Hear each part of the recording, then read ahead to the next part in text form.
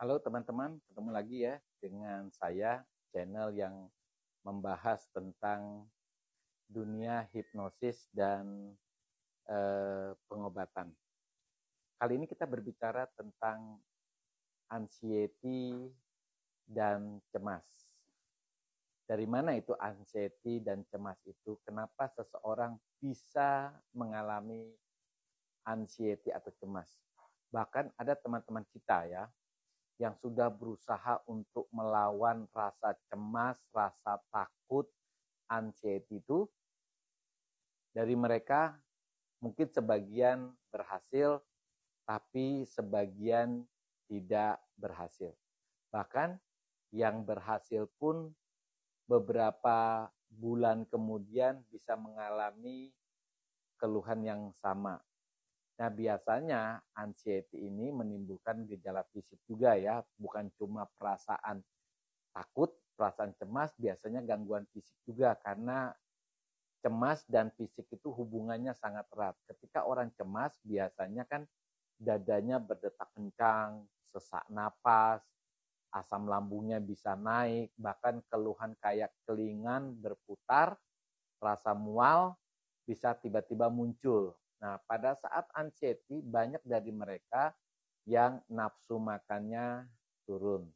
Nah, kali ini, PT-nya dokter kali ini itu membahas tentang kok bisa seseorang bisa mengalami anxiety, cemas, dari mana saja sih asal-usulnya cemas itu, bagaimana dia bisa masuk ke dalam hidup kita. Jadi, kita punya pikiran ya. Pikiran itu kita bagi atas dua. Pikiran sadar dan bawah sadar. Nah, sayangnya anxiety itu tersimpan di pikiran bawah sadar. Ketika kita cemas, maka kita dikuasai oleh rasa cemas itu, bahkan logika kita itu hilang. Maksudnya logika itu adalah orang itu sadar bahwa dia ingin sembuh dari anxiety, tapi dia tidak mampu. Karena apa? Karena pikiran bawah sadar kalau sudah dikuasai oleh rasa cemas, maka dia juga akan menguasai hidup orang tersebut. Nah, kalau kita bisa menghilangkan cemas itu dari pikiran orang tersebut, maka orang tersebut bisa terbebas dari keluhan cemasnya. Nah, cemas itu bisa dari mana sih? Ternyata cemas itu bisa masuk lewat panca indera kita. Sehingga kita harus waspada, kita harus berjaga-jaga pada telinga kita, mata kita, pengalaman kita, atau ketika kita mengambil kesimpulan dari suatu apa yang kita lihat, kita dengar pun kita harus selektif ya. Contohnya, cemas itu bisa masuk melalui indera pendengaran. Dan indera pendengaran ini indera paling banyak membuat orang bisa mengalami anxiety. Contohnya ya, waktu kita kecil mungkin kita tidak sering mendengar nasihat dari orang tua kita kalau misalnya mau makan buah ya, rujak atau bakso harus sarapan dulu supaya lambungnya aman. Ingat ya, sering ya. Atau harus kalau mau pergi sekolah harus sarapan, kalau tidak sarapan nanti perutnya sakit. Oke, setuju. Ada dua yang bilang oke. Yang ketiga mungkin nasihat.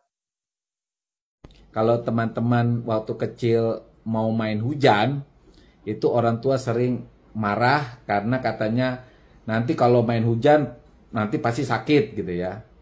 Nah teman-teman, nasihat ini memang maksudnya baik ya, tapi ketika diulang-ulang maka dia akan menjadi suatu keyakinan pada diri anak tersebut bahwa kalau makan bakso, makan buah ataupun pedas-pedas gitu ya, itu harus makan nasi dulu. Kalau tidak pasti akan sakit. Nah, kita menjadi kecemasan atau anxiety ketika kita mau makan buah tapi kita belum makan nasi, maka keluhan apa yang dikatakan orang tua kita bisa terjadi. Kemudian ketika kita tidak sarapan pagi, kita mulai rasa takut, rasa cemas, jangan-jangan nanti perut saya sakit. Begitu juga dengan hujan. Jadi kalau misalnya teman-teman mungkin tidak main hujan ya, tetapi pulang kantor tidak sengaja kena hujan, maka bisa saja kita akan mengalami rasa takut. Aduh, nanti saya pasti sakit ini gitu ya. Nah, itu adalah sugesti yang kita terima melalui pendengaran kita, dan itu bisa menjadi sumber cemas kita. Atau lewat mata. Misalnya kita nonton film horor ya. Kalau kita nonton film horor misalnya, biasanya kan kayak film-film horor Indonesia yang zaman dulu ya, misalnya nonton kuntilanak atau sendal bolong gitu ya. Kemudian biasanya yang ditakuti itu kalau dia makan sate, satenya keluar lewat punggungnya yang bolong. Nah, sering sekali kan film itu menampilkan suatu cerita di mana sendal bolong itu muncul pada saat malam, pada saat ada suara lolongan anjing atau serigala, pada saat kita lagi di jalan yang sepi ya, banyak pohon begitu atau pohon-pohon yang besar. Nah, kalau kita hobi nonton film horor tersebut, tanpa kita sadari cerita itu akan masuk ke dalam pikiran kita. Ketika kita besar, kita menjadi orang yang takut ketika melewati daerah yang gelap, takut ketika ada suara lolongan anjing atau serigala. Nah, kita kadang-kadang tidak menyadari hal tersebut. Karena biasanya kecemasan, anxiety itu justru muncul ketika kita sudah dewasa. Pada waktu kita mendengar cerita itu, kita tidak merasa ada yang salah dalam diri kita. Itu ya. Itu adalah cemas, anxiety yang masuk melalui mata kita. Nah, kadang-kadang ada juga lewat pengalaman. Misalnya kita jatuh dari tempat tidur. Bayangkan kalau tempat tidurnya ada 2 tempat tidur ya. Biasanya kan ada yang tempat tidur 2 ya. Kita jatuh dari tempat tidur atau jatuh dari tangga. Misalnya ya nggak terlalu tinggi ya, tapi jatuh itu kan bisa buat rasa sakit.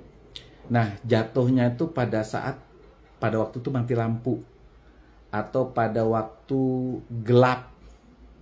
Nah, ketika peristiwa itu terjadi, beberapa tahun kemudian kita bisa saja mengalami takut gelap, takut akan malam, ya suasana malam.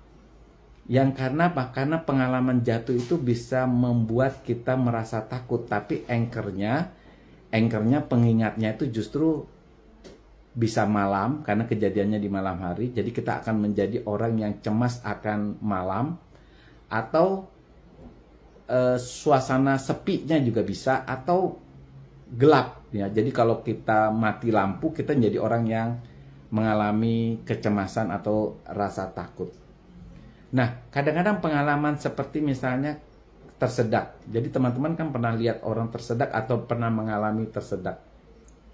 Dokter juga pernah dapat pasien yang memiliki pengalaman tersedak. Jadi waktu kecil dia mengalami tersedak oleh saat dia berbicara sambil minum. Nah, yang kebetulan yang diminum cuma air putih.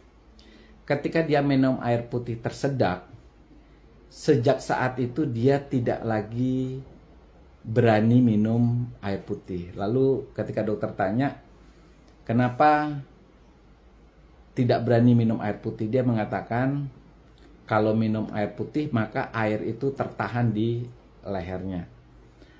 Dan dia memiliki keyakinan bahwa lehernya itu ada sesuatu yang membuat dia tidak bisa minum air putih. Padahal pengalaman tersedaklah yang membuat dia trauma akan air putih. Tapi itu intinya bisa diobati ya.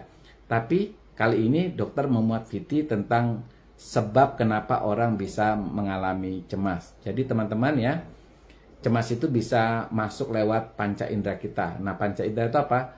Mata, telinga, penciuman hidung, perasa mulut, atau perabaan. Jadi dia bisa masuk lewat mana saja, terutama mata sama telinga ya.